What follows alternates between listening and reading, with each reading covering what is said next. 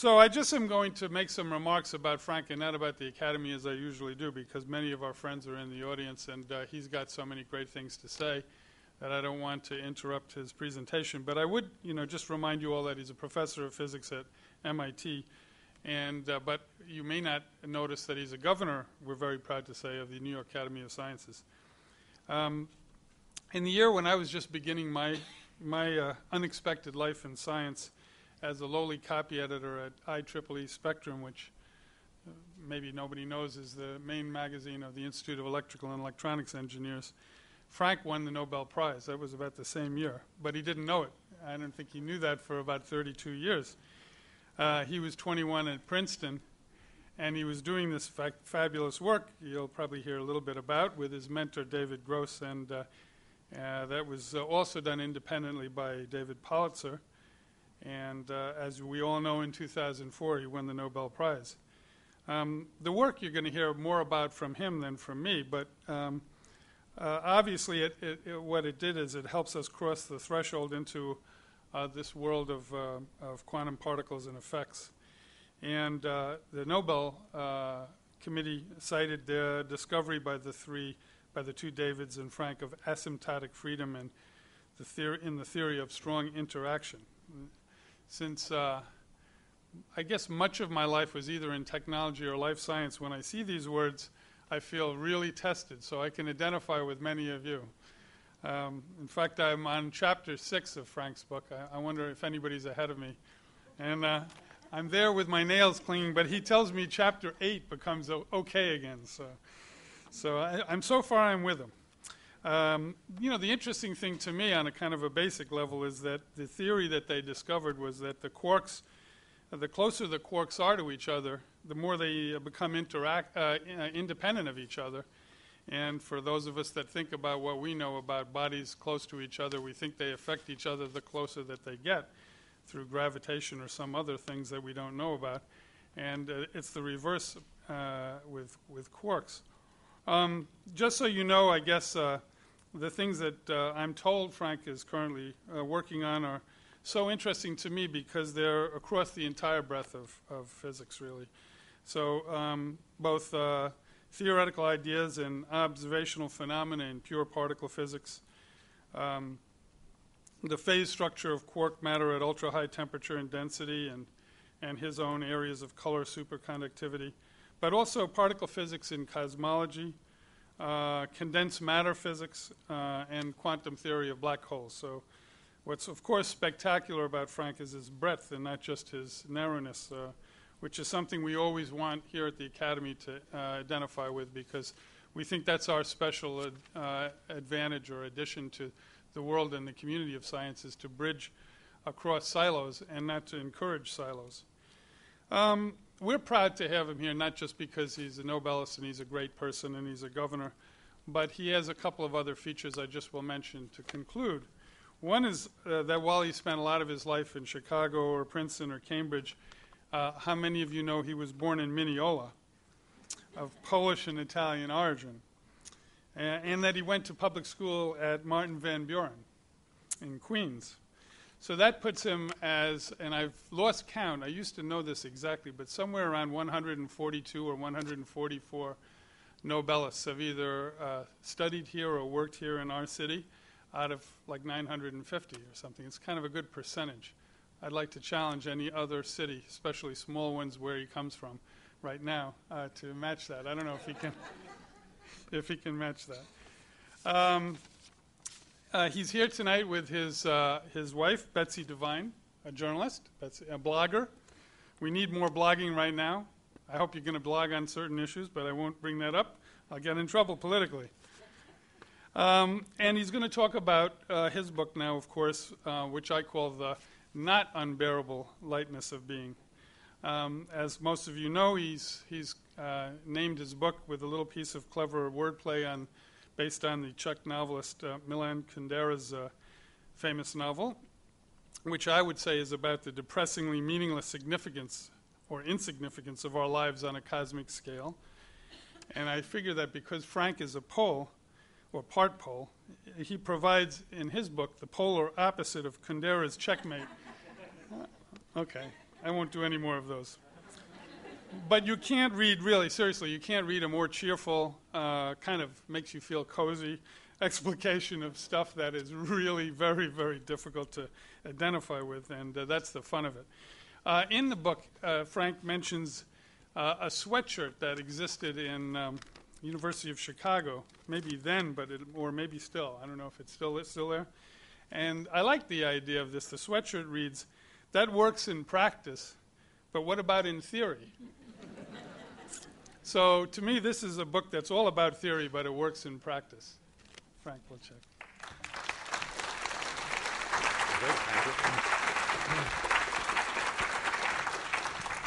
Hi, thanks for coming on this beautiful evening. You're not sacrificing so much, though, because it's a beautiful setting here, isn't it?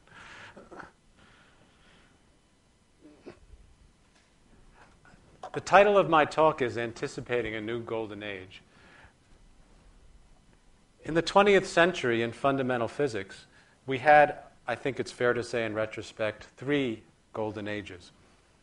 We had a golden age around the year 1910, when the theory of relativity developed, another around 1925 with the development of quantum mechanics, and another around 1970 with the development of the core theory, what's usually called the standard model, to make a truly great achievement seem boring.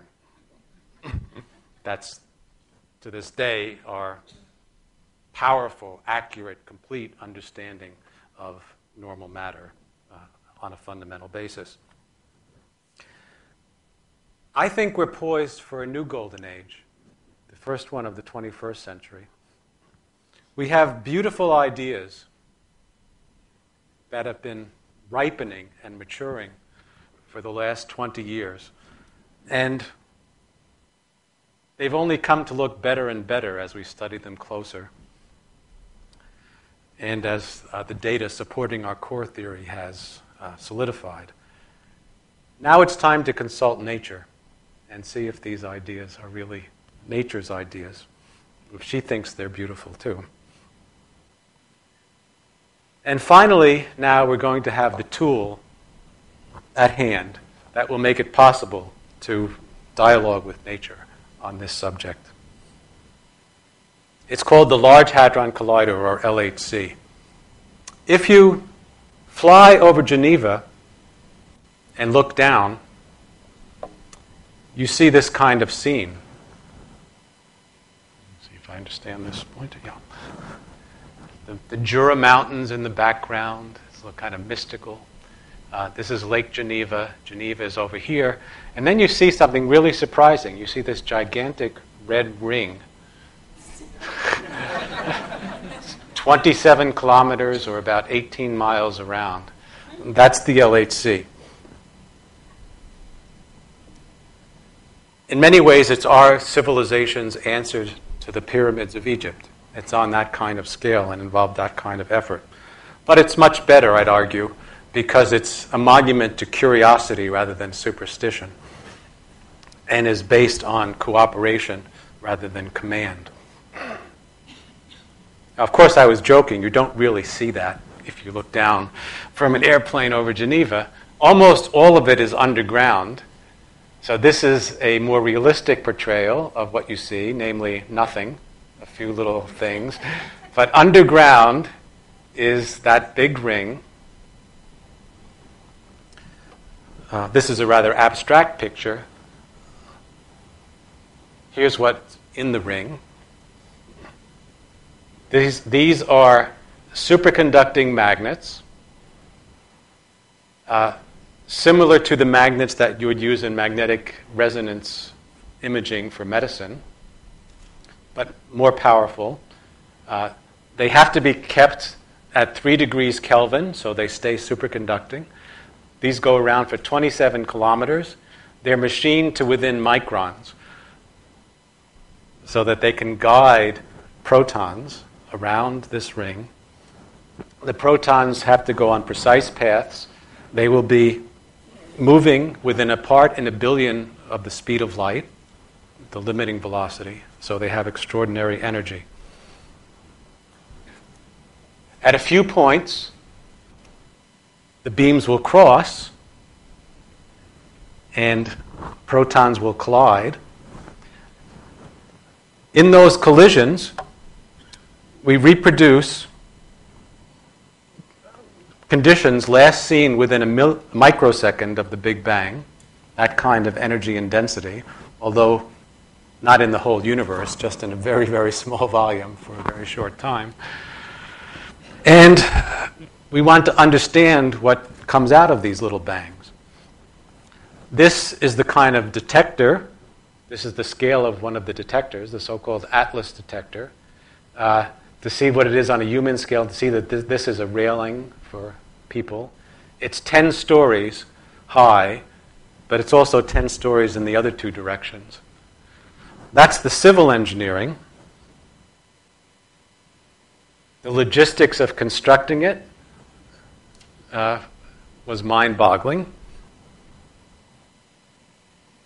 But more important than the size, and more impressive than just the size, is the complexity and precision of what goes into it. So here's a side view that gives you some idea of when that scaffolding is being filled with detectors. This is precise, state-of-the-art, fast electronics so that you can follow particle tracks. A million collisions roughly per second occur. They all have to be sorted out. Out of these collisions, out of the fireballs, come many particles moving at close to the speed of light. You have to sort them out. I'll show you. Well, this is sort of what an event looks like. You have to sort it all out and find the patterns. It's even more densely instrumented in the core. I just like showing these pretty pictures. It's really inspiring. And again, you can see here are the humans to set the scale. And so that the collisions will actually occur in there.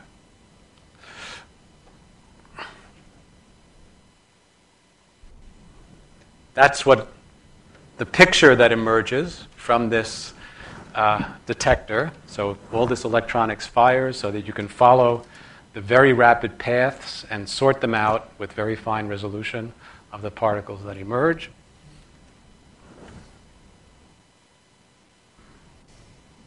The information that we really want is highly encoded. That picture may have looked like a mess to you. Well, it is kind of a mess. The messages that we try to extract from it are highly encoded. To get them out requires enormous amounts of computer processing. So there's a hierarchy called 3 levels of triggering. Each level has something like this, where you sort out the events one by one, throw away most of them because they're due to physics we understand. We're not interested in just confirming what we already know. So eventually, about 1 in a trillion events gets to the last level, and a human being looks at it and tries to figure out what it means.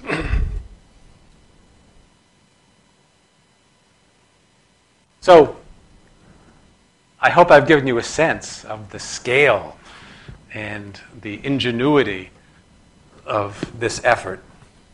But that's just mechanics. What is it actually trying to do?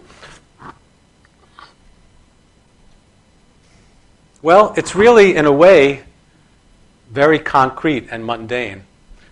It's very much in the tradition of van Leeuwenhoek and his microscope, which first allowed people to see cells, or Rosalind Franklin's X-ray pictures of DNA, which enabled people to see the atomic structure of DNA.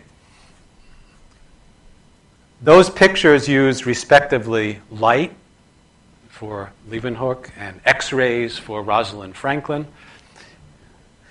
X-rays can look at smaller distances than light. We want to look at much, much smaller distances. And so it requires a different kind of instrument. In fact, it requires the kind of instrument that I described, this LHC.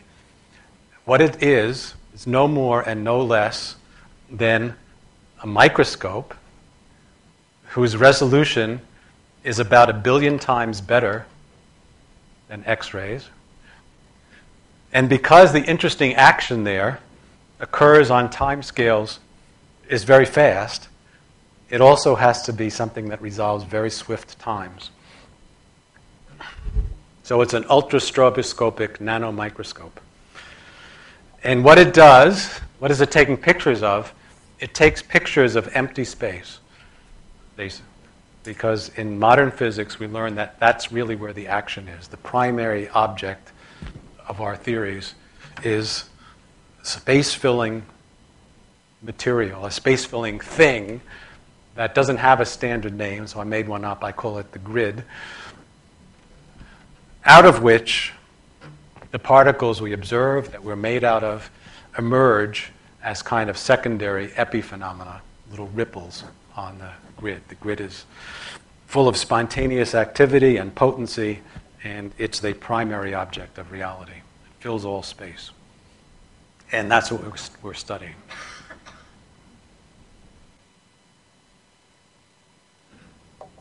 Empty space, that is what appears as empty space to us, has it all. Everything that exists in reality, according to basic principles of quantum mechanics, that can possibly exist, can possibly be created, gets created spontaneously in what's called virtual form, which means in a form where it only percolates into reality for a very short time and then fades back into empty space. So empty space has this foam, if you like, of virtual particles which come to be and pass away without getting very far, either in space and time. And that's the kind of structure we're trying to resolve.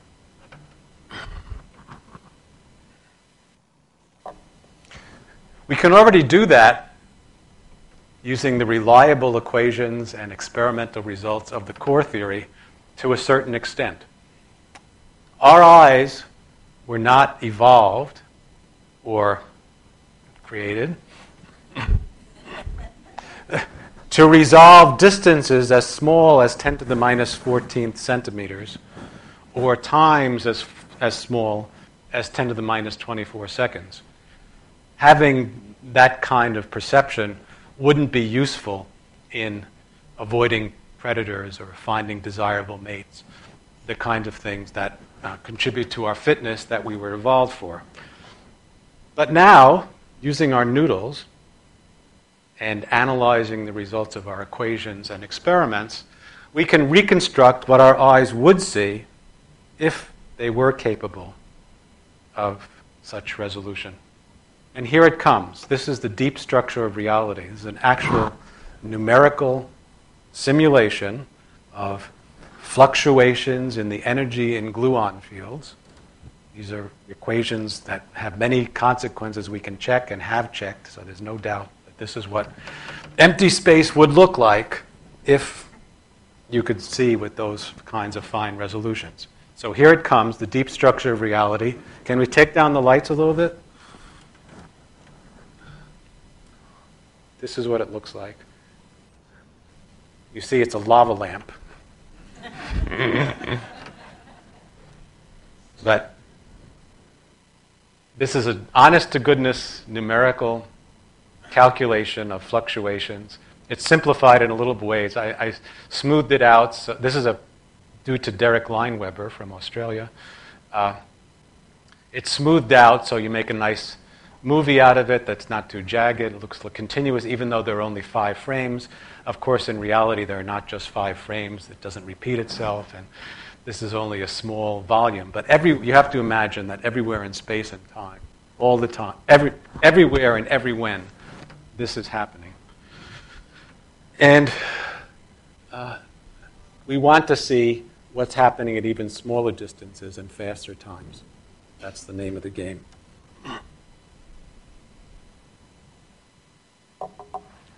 In the quantum world, to see something, you have to disturb it. Okay? There's an irreducible disturbance in a system if you want to observe its properties. This is related to Heisenberg's uncertainty principle. If you want to know where a particle is, you have to have uncertainty in its momentum. So if you want to measure where a particle is, you have to kick it so it can have some uncertainty in momentum. Yes?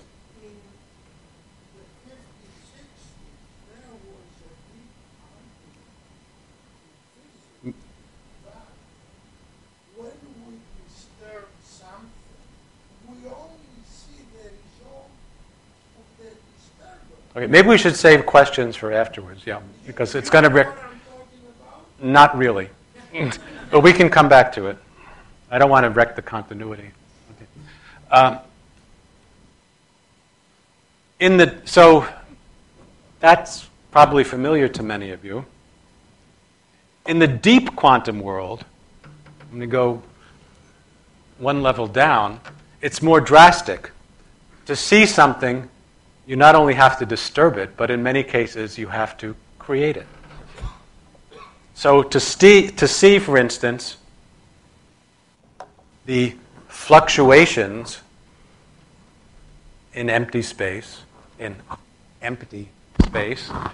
due to a heavy particle, which are of very short duration and very localized, you have to supply enough energy to make that particle. That's why we don't see those gluon fluctuations all the time. We don't supply enough energy to actually create them and sort of bring them out of the equations and into life. In deep quantum mechanics, to see these things, you not only have to interact with them, you actually have to create them. And this is another way of looking at why the LHC is what it is, another aspect of it, a dual aspect in the sense of quantum duality. To produce a particle, a new particle that has a heavy mass m, you have to supply at least the energy that's the smallest energy that particle can have, because total energy is conserved. So if you have a particle of mass m at rest, its energy is mc squared, according to Einstein. That's the very least amount of energy you need to produce a particle of that type. That's why looking at short distances and producing new kinds of particles is called high energy physics and involves these gigantic accelerators. Okay, so now you've understood the physics of LHC quite a bit, and we're ready to wrap. I'm about to drop some particle physics. You'll be able to appreciate this now. Can we turn up the sound a bit? The LHC is super duper fly. You know what I'm saying. Check it. 27 kilometers tunnel underground, designed with mind to send protons around. A circle that passes through Switzerland and France. 60 nations contribute to scientific advance. Trillions of protons spinning round through the ring they ride, till in the hearts of the detectors that makes it collide, and all that energy packed in such a tiny bit of room becomes mass particles created from the vacuum, and then. Oh yeah. So LHCb's is where the antimatter's gone. Alice books and collisions of red ion. Seeing less than Atlas are two of a kind. So these are the different detectors. Particles they can find. The LHC accelerates the protons in the lead and the things that it does. you can get up and dance if you like. We see planets and planets. Stars galore, we know a black hole resides in each galaxy's core. But even though that matter cannot explain what holds all these stars together, something else remains. The star matter interacts only through gravity. And until you catch a particle, there's no way to see. Take it back to conservation of energy, and the particles appear clear as can be. You see particles flying in jets they spray, but you notice there ain't nothing going the other way. You say my law has just been violated. That don't make sense. There's gotta be another particle to make this balance, and it might be dark matter. And for the first time, we can. This has a lot of good physics in it, so I hope this is all on site with real scientists.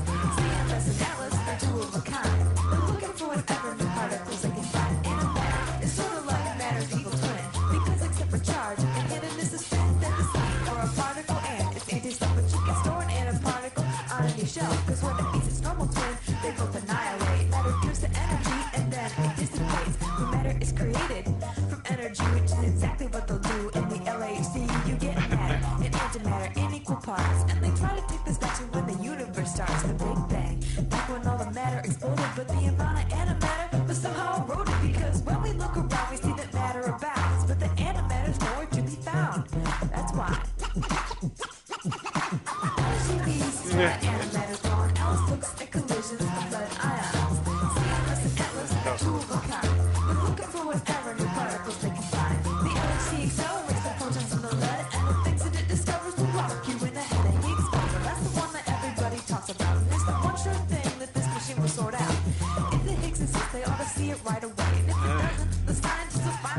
not quite right, by the way.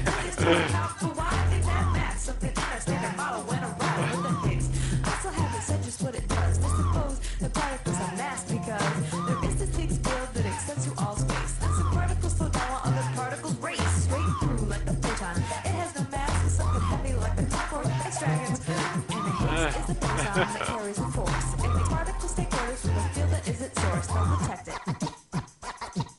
When energy bees is where the antimatter's gone, Alice looks at collisions of lead ions. We're almost done. In fact, the rest of it is mostly wrong.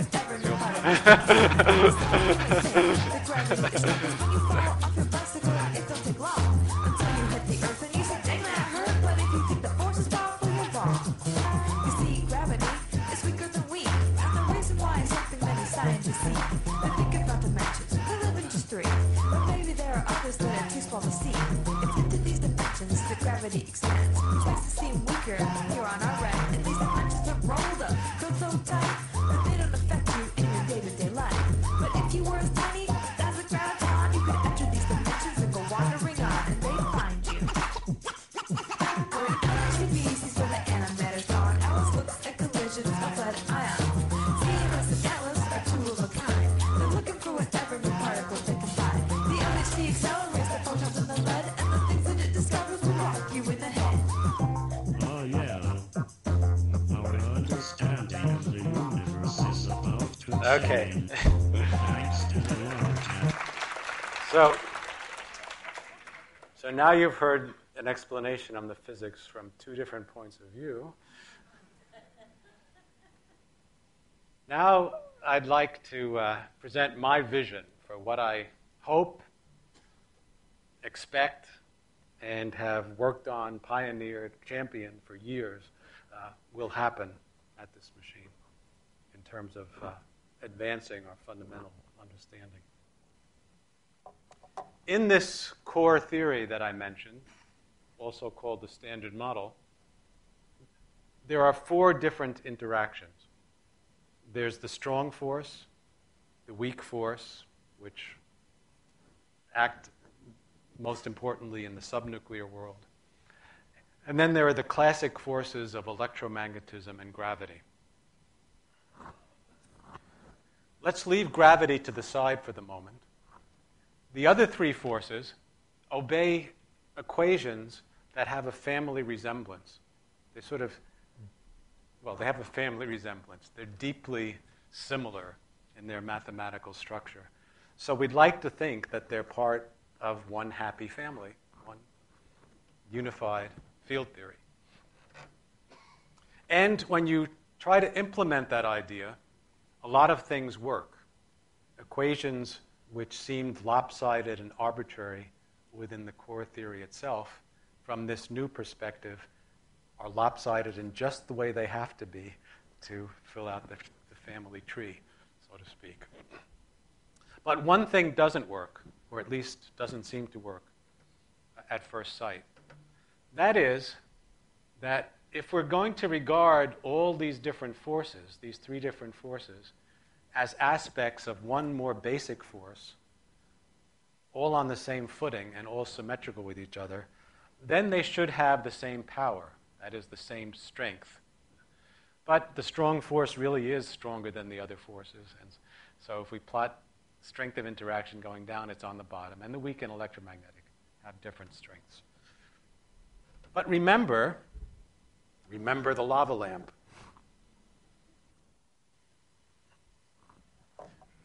When we look at the properties of particles and how they interact, we don't see necessarily the most basic primeval qualities they have. We see them through this medium, which introduces kinds of distortions. It's as if we're fish looking through an ocean that distorts our vision of things. And so we have to correct for the effect of all these distortions. If we want to go down to short distances where the basics are and see if things get unified down there. And this is very much beyond our powers to do directly experimentally. or very far. But we have the equations. In fact, they're these equations of asymptotic freedom that Ellis mentioned, that enable us to calculate the distortions and make corrections and see what happens if we strip away the distortions and get back to the fields or the particles in themselves. And this is what we calculate. If you take the appearances over here and strip away the distortions, by golly, they do unify. They do seem to be different aspects of one underlying primeval reality. Unfortunately, or fortunately, there's a caveat, an asterisk here, which is that in this calculation, we have to correct for everything. These fluctuations, I said everything fluctuates in quantum theory, so we get fluctuations due to everything that exists. So we have to know what exists. We have to, and this calculation, the successful calculation, is assuming not only that the different interactions appear on the same footing, or that's really what we're testing, but also assuming that the different kinds of matter and light, if you like, more specifically, fermions versus bosons, that is, electrons on the one hand and photons on the other, can be seen as part of one underlying symmetric reality. This is an idea called supersymmetry. It also involves expanding the equations of physics, and necessarily involves, because we expand the equations, the existence of new phenomena, new kinds of particles. On the good side, that's just what we need when they appear as corrections to make the unification really work. On the potentially bad side, but also potentially very exciting side, those particles had better exist as real entities. So the unification only works if we expand our model of the world to include another unifying idea, supersymmetry. That brings in new fluctuations, new corrections, and new particles which must be produced at the LHC. Here's a more formal version of the plot of the different couplings coming together with numbers. I won't go into it. But I want to build on this one to emphasize something I swept under the rug before. I said, let's ignore gravity for the moment. What about gravity? How does gravity fit into this picture, the fourth fundamental force? Well, at first sight, it looks absolutely absurd. Here, where we actually measure things at these relatively low energies, as a force between elementary particles, gravity is ridiculously weaker, feebler than the other forces. You see, these guys differ by about a factor of 10 in their underlying strength. Gravity, if you compared them at atomic distances or macroscopic distances, they're both 1/r² forces, so it doesn't matter so much where you compare them at those large distances. You would find that gravity is weaker by a factor of 10 to the 40th.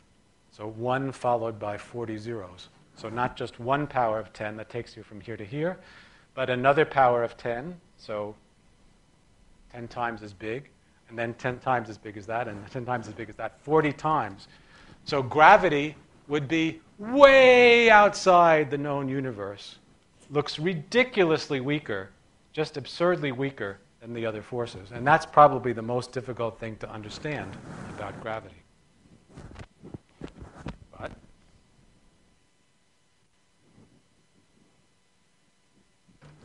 we've learned that the basics occur at a very much shorter distance, and we have to calculate what gravity is doing down there. Well, we've done the calculation, And here it comes. So from way outside the known universe, remember this is inverse coupling, so this very weak gravitational force is way up high. From way outside the known universe, here comes gravity. At the last second, unifies too, more or less. So it's a very tantalizing picture. There seems to be a grand synthesis of all the different interactions emerging, not as something vague, but as a very precise numerical synthesis or unification of all the different couplings. So nature is singing for us a siren song, saying that we should bring things together. When we succumb to that temptation to unify things, we get rewarded. Things really do work that didn't have to work. Is she teaching us or teasing us? So there's Mother Nature, and here I am, in my youth, being tempted by this siren. There's a trial by fire now. That machine, the LHC that I described, is going to be the trial by fire for these ideas. We wanted these particles in their virtual form to make the unification. They also have to exist when we supply enough energy in their real form, and that's what the LHC will be doing. So it's a trial by fire. Maybe they won't show up, and all this will go up in smoke. Or maybe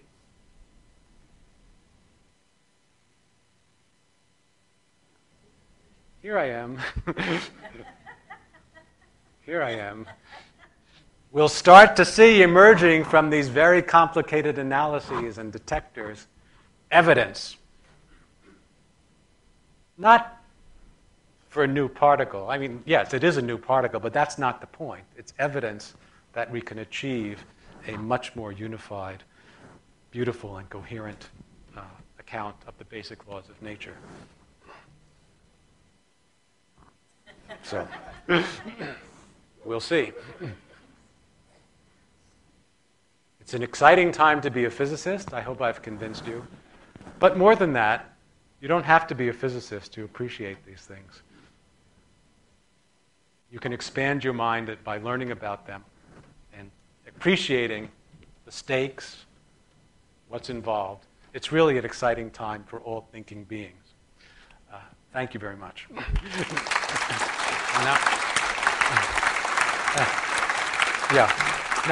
Now we'll take questions. Now, I've found in the past, my experiences, that there's often an awkward pause while people try to think of questions. They're intimidated.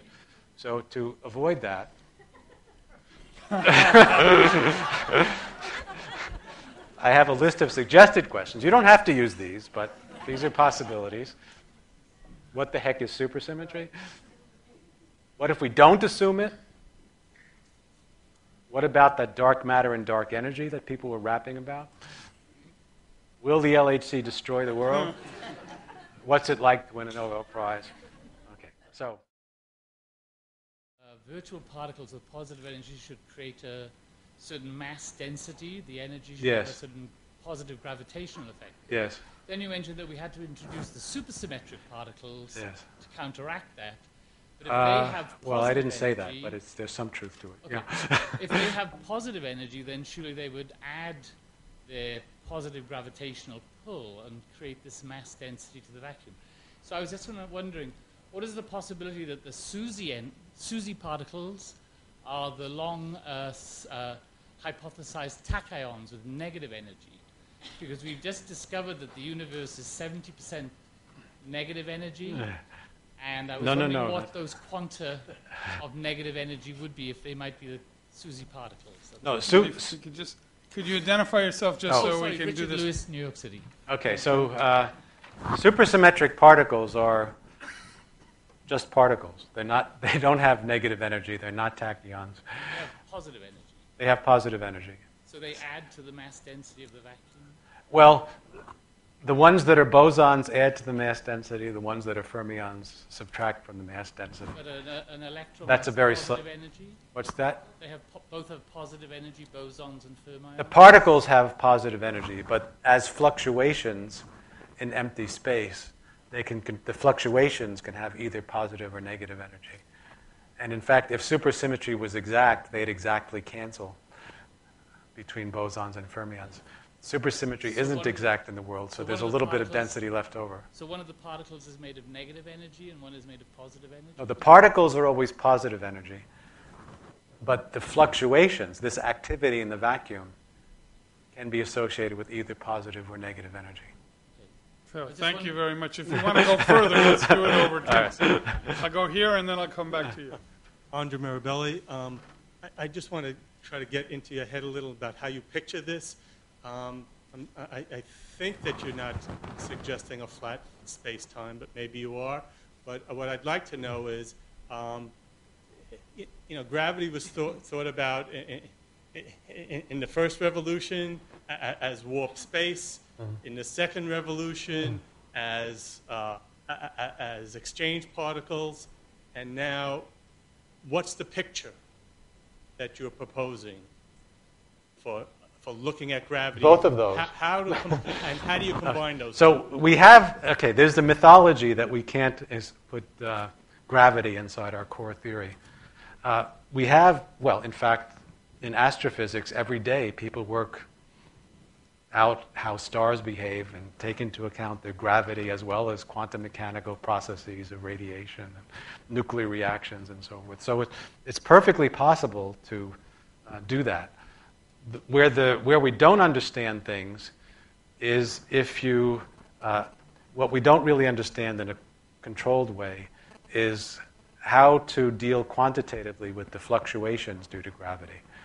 So the force due to gravity, the existence of exchange of gravitons, all those things I would say are perfectly But am I viewing that as a unproblematic. Curvature? Am I viewing those in some sense as a curvature? How do I put together in my mind? A better way to, let me put it a different way. So I've talked in terms of microscopes that go down to shorter and shorter distances and better time resolutions. We have a very good picture, I think, certainly internally consistent and consistent with all experiments, of what those pictures would look like, including gravity, down to distances of order 10 to the minus 33 centimeters. So much, much smaller than protons, much, much smaller than will be probed at LHC. And times of order 10 to the minus 44 seconds. Again, much, much smaller than anything I've been talking about here. When we get down to those distances, though, those really, really tiny,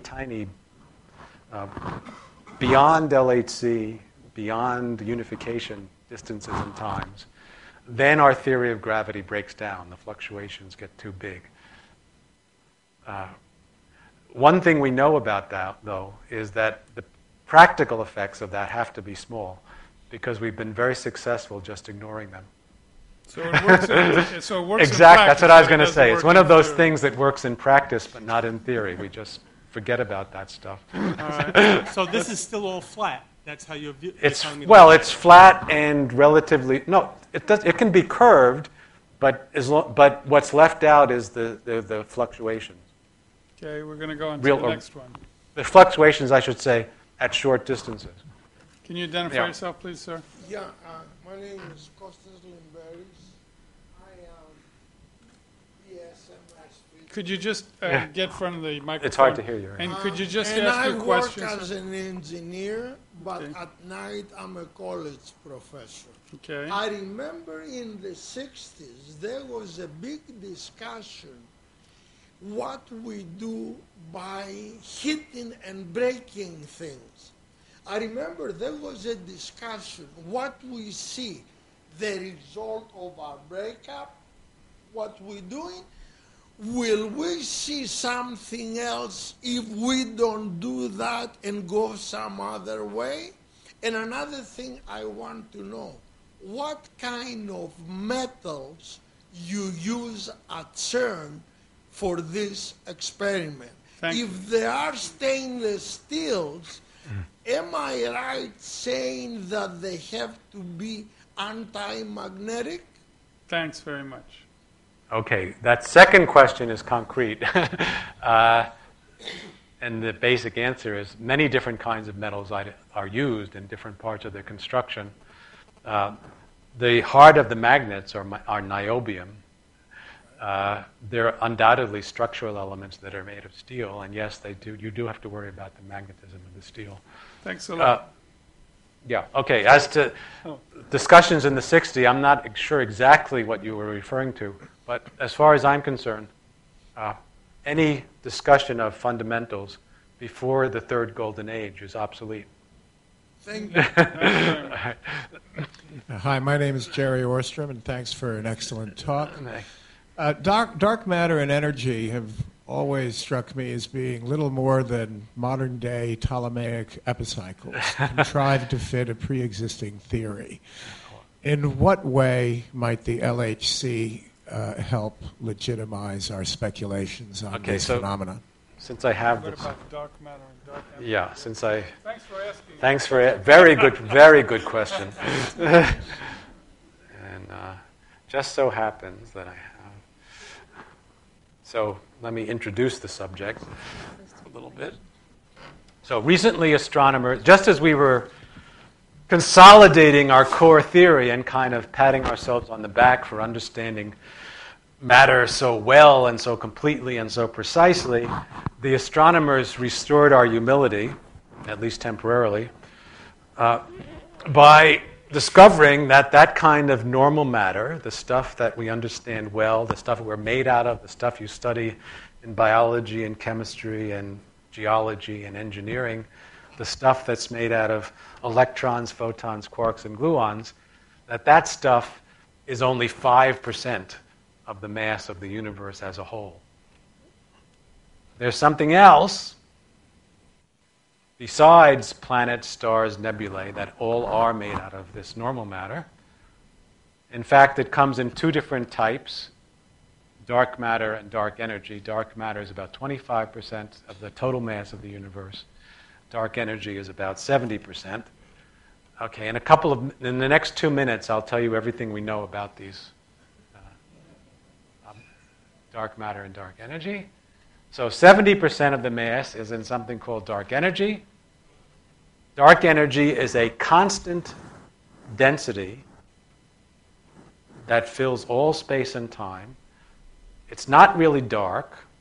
It doesn't absorb light, also doesn't emit light, doesn't seem to do anything to light or to matter. It doesn't emit cosmic rays, doesn't emit neutrinos, as far as we can tell. It's perfectly transparent, interacts extremely weakly with normal matter. But it does interact with normal matter through its gravity. And that's how it's detected. Is that what you mean by negative pressure? No, then there's something, it also exerts negative pressure. So besides normal gravitational attraction, which is always attractive, this stuff, which fills all of space and time, exerts negative pressure. That is, it wants to blow things apart. This could be a long story. But basically, well, let me tell you a kind of analogy. In special relativity, we have a special relationship between the energy and the mass of a particle, E equals mc squared. And that's the relationship between the energy and the mass of an isolated particle. For a density that fills all space, if it's going to be consistent with this the special theory of relativity, it has to look the same if you're moving past it at a constant velocity. Now, if it had density but no pressure, there's the famous Lorentz contraction. So space would look contracted, and therefore it would look like it has higher density.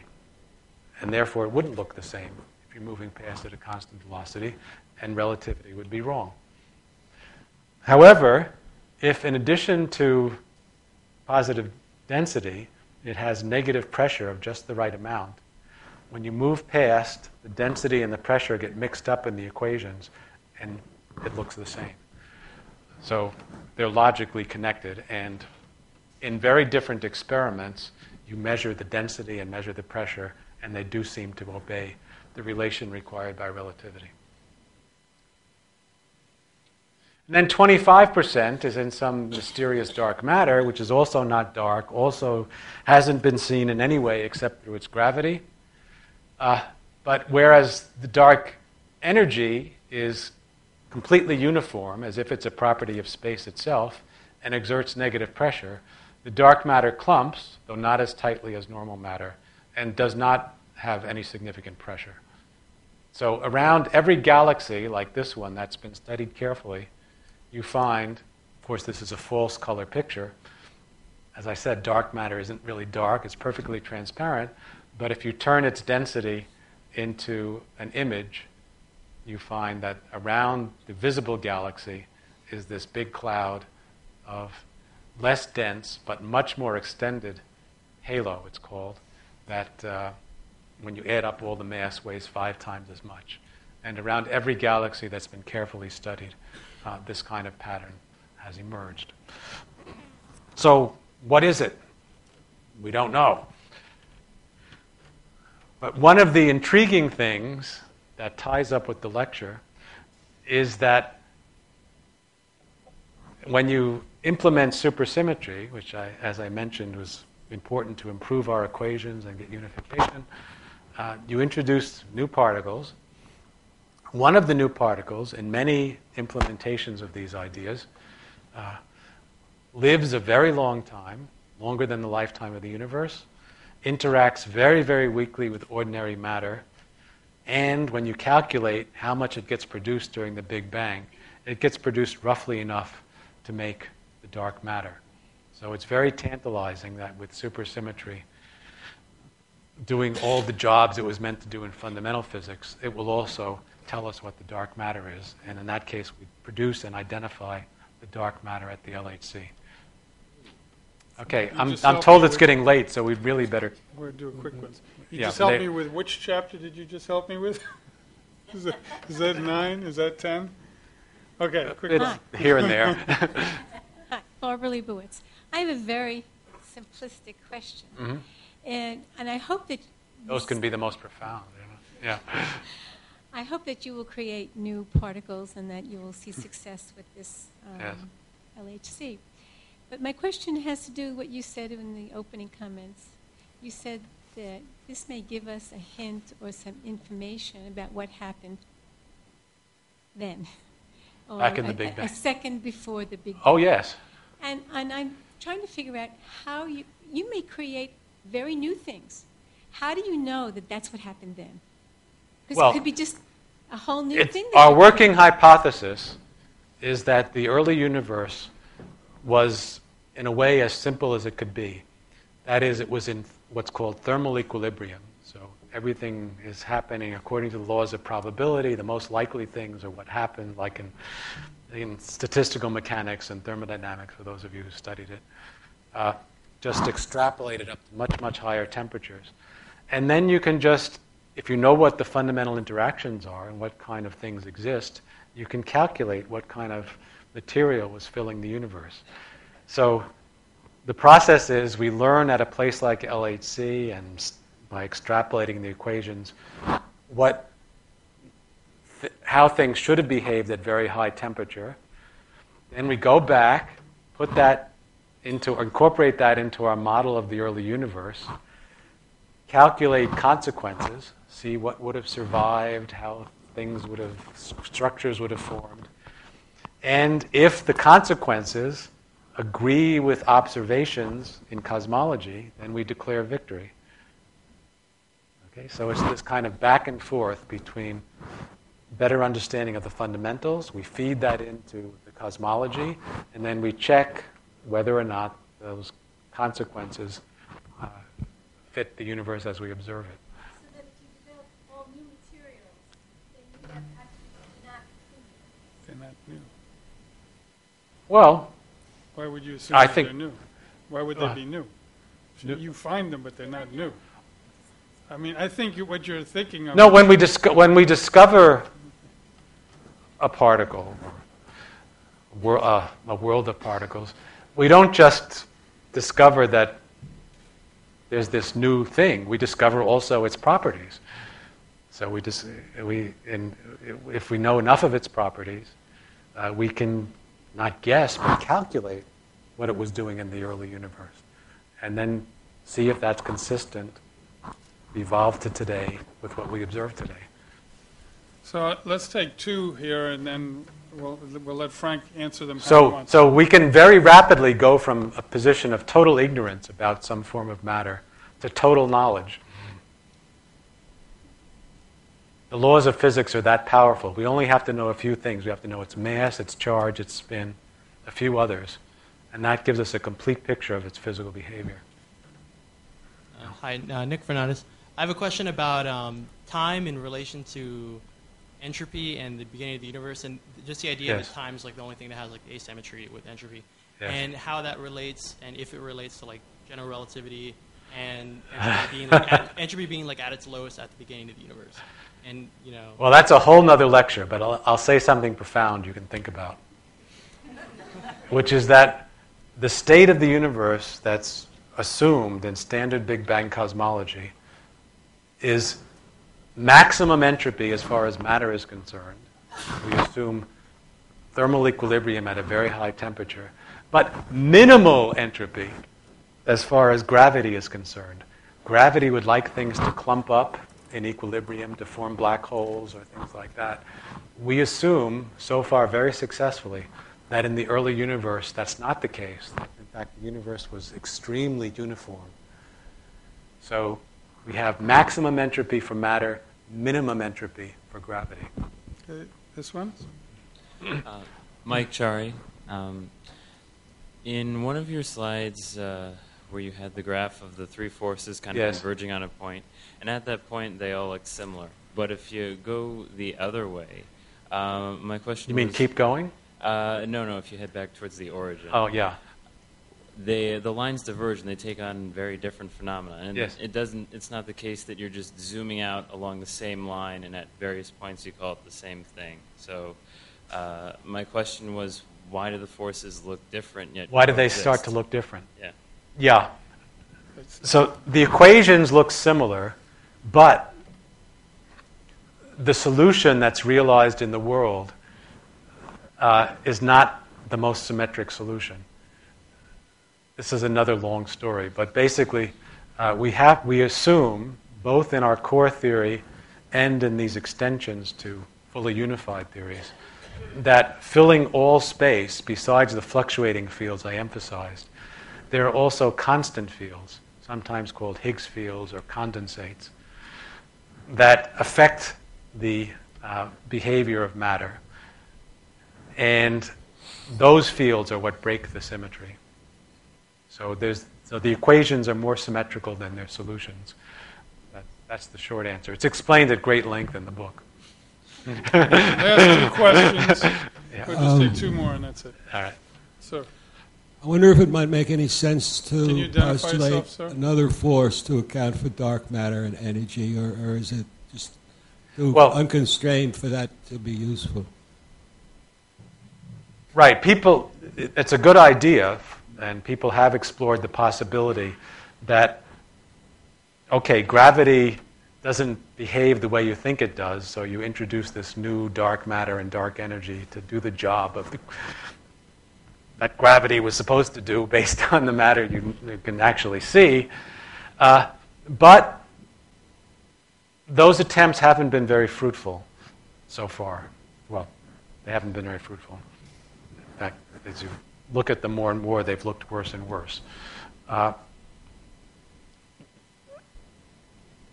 It's a long discussion, but basically the reason is that general relativity is such a good theory that it's hard to modify without making it worse, inconsistent with observations and also just much uglier. This was something I learned from Salieri, the definition of perfection, when he looked at Mozart's manuscript and said, change a note and there would be diminishment, change a phrase and the structure would fall to the ground. That's a definition of perfection, and it applies to our theory of gravity, general relativity. So attempts to do that haven't worked out very well. But this observation of dark matter and dark energy and this hypothesis that they're respectively uniform and negative pressure and clumping with zero pressure have been subjected to tests from a wide variety of angles, and so far it's worked out very Okay, I well. think the last one here, sir. Hi, Igor Aronov from New York. My question is more philosophical than scientific. Over the last 2,500 years, science has offered us a lot of explanations and all-encompassing worldviews about the universe. Yes. And the Ptolemy offered us a good model, and it sort of worked for a few hundred years. And then as we got better with measuring and things like that, we discovered that it's not precise and doesn't describe the world. And then there was Copernicus, who told us that, you know, planets are going in circles, and they found out it's not circles. And then there was Einstein. And now you're saying that pretty much everything that was there before 1960s or before the third golden age can pretty much be disregarded.